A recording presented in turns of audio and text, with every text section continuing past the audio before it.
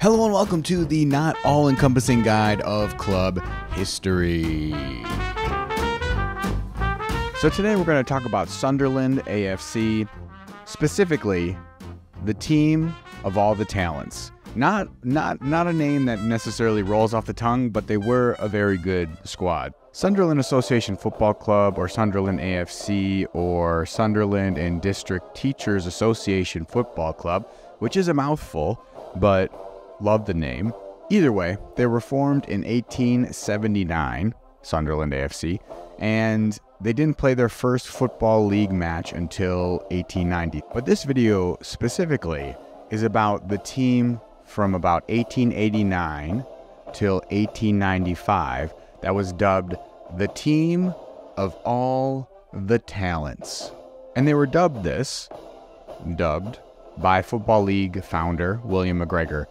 And it was later used in the Sunderland Echo in around 1890 to describe the season that Sunderland had in 1889 till 1890.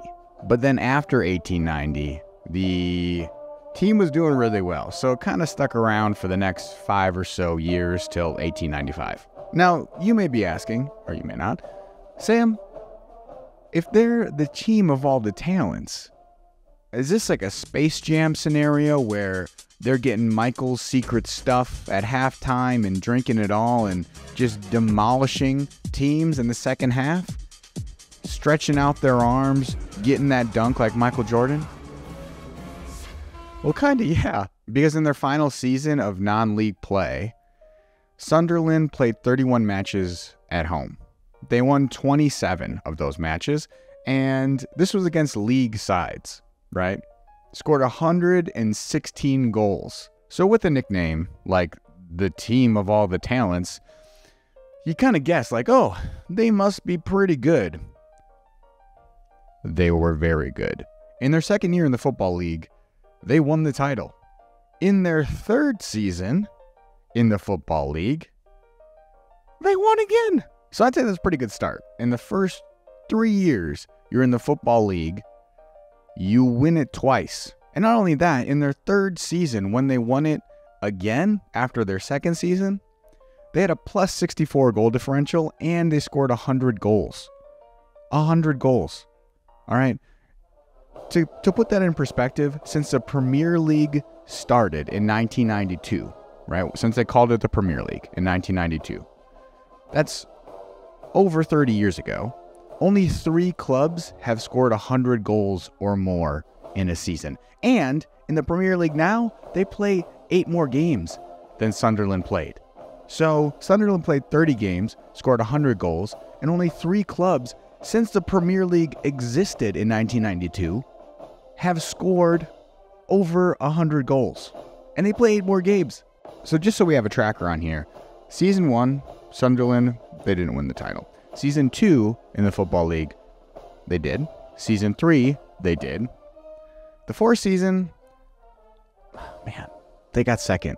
They were runners-up. Aston Villa won the league that year.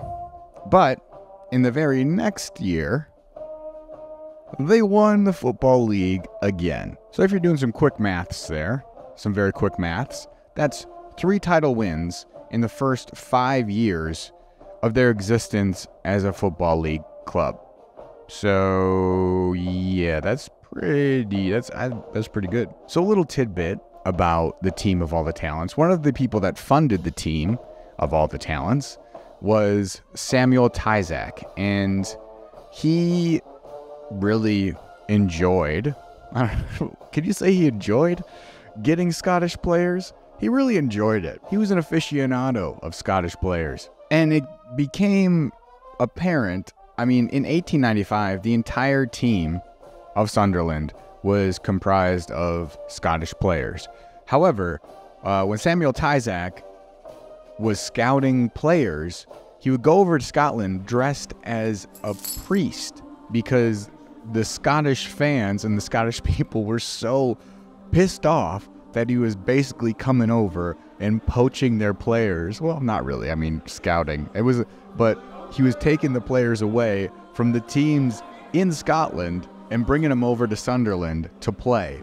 So he would dress as a priest while he was scouting players to be like incognito. Which, I mean, I guess if you're going to dress as anything, it doesn't, I mean, it was a different time back then, but it doesn't seem like the easiest way to be incognito.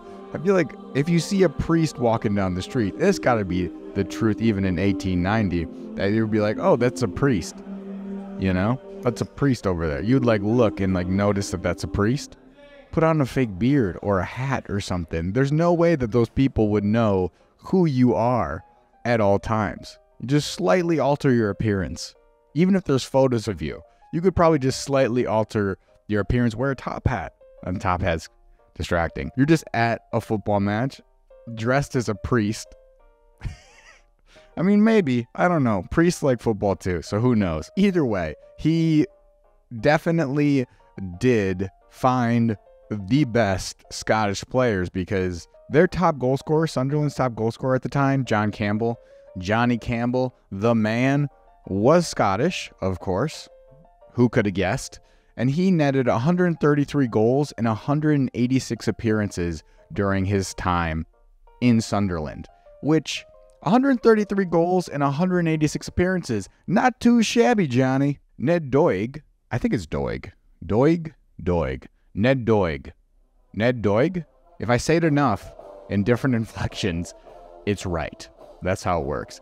Ned Doig was the goalkeeper at the time in Sunderland, and he still has the record for the most consecutive clean sheets in a row, which is 7 at Sunderland. So safe to say, Sunderland at the time were literally the team of all the talents. There's no doubt about that. If you win 3 league titles in your first 5 years of existence in the Football League, you're a pretty good side, I would say. That's pretty good. Not even pretty good. That is excellent. So they really lived up to the hype and the expectation that was set on them with that nickname, and you got to hand it to them. They were the team of all the talents.